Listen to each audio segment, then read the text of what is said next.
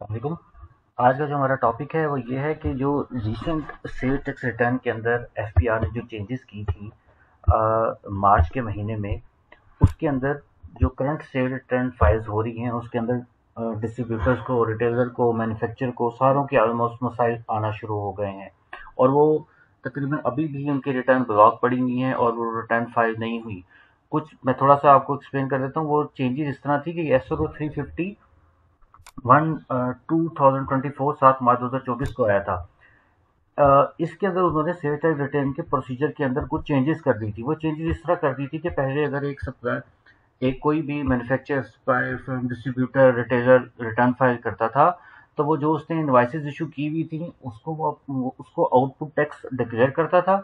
और जो उसकी परचेजेस थी उसके इनपुट में से वो सेल टैक्स माइनस करके रेवेन्यू की अमाउंट जमा करवा देता था।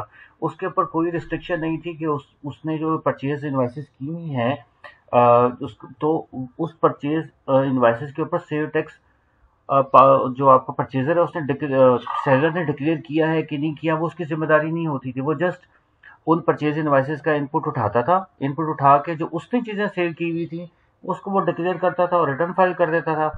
लेकिन इसके अंदर पीआर ने जो चेंजेस करवाई, उन्होंने कहा कि अ, तब तक आप इनपुट नहीं ले सकते जब तक आपका जो सेलर है वो रिटर्न फाइल ना कर दे। अब क्या हुआ?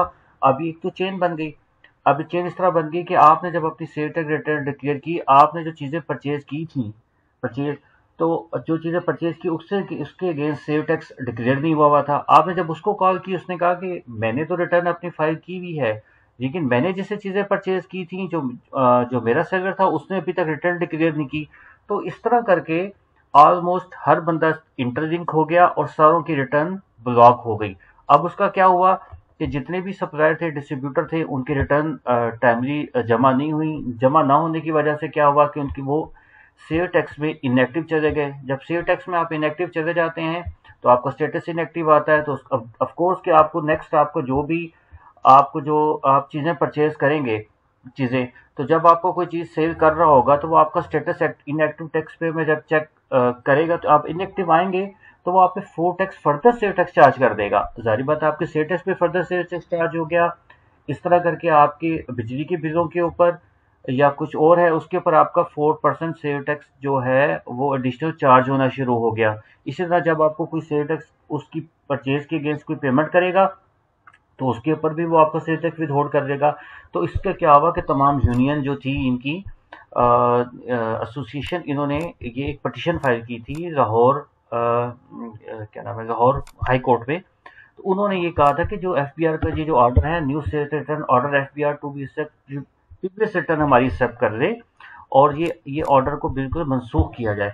तो अभी रिसेंट उन्होंने ये किया है कि 22 जुलाई को जो डिसीजन आया है इनका लाहौर हाई कोर्ट का, उसके अंदर उन्होंने, मैं आपको थोड़ा पढ़ के भी बता देता हूँ कि उन्होंने इसको फिर फोर सस्पेंड कर दिया है। In this interim order the Lahore high court has suspended the applicability of SRO 350, जिसका मैंने अभी आपसे जिक्र किया है, until the next hearing schedule for the अक्टूबर 8 अक्टूबर की जो दोबारा हेयरिंग होगी, तब तक ये जो नोटिफिकेशन आया हुआ था ये मनसूख हो जाएगा। ठीक है।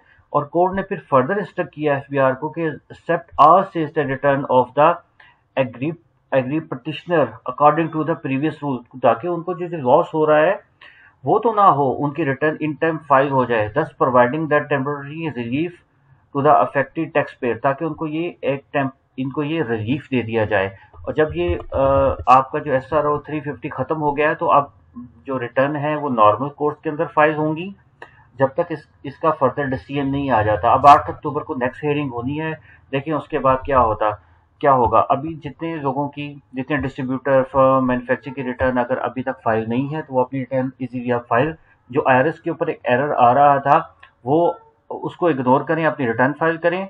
और ऑनवर्ड जो आप जुलाई की रिटर्न फाइल होनी है उसके ऊपर ये कंडीशन अब आपकी खत्म हो जाएगी। चलें, ये मैंने कहा थोड़ी सी इन्फॉर्मेशन थी, आपसे शेयर कर देता हूँ। इसकी कोई फर्दर अपडेट होगी तो फिर मैं आपको अकॉर्डिंगली बता दूंगा। ओके, अल्लाह हाफ़िज़।